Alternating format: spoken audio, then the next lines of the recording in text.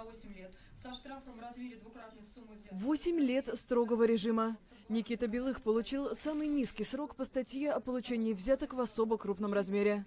Кроме того, Пресненский суд назначил ему штраф в размере 48 с небольшим миллионов рублей.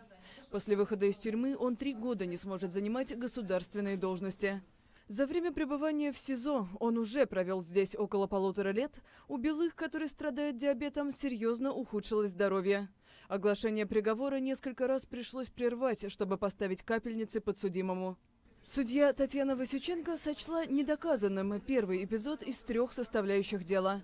Это, похоже, удивило и защиту, и обвинение, которое просило для Белых 10 лет тюрьмы и штраф в 100 миллионов. Прокуратура заявила о намерении подать апелляцию. Обжаловать приговор собираются и адвокаты политика.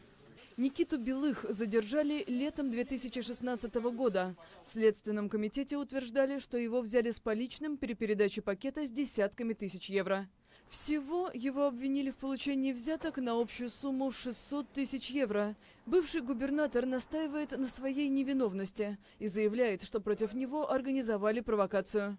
Адвокат Андрей Грохотов считает, что тюремный срок, учитывая состояние здоровья, для Белых равнозначен смертному приговору.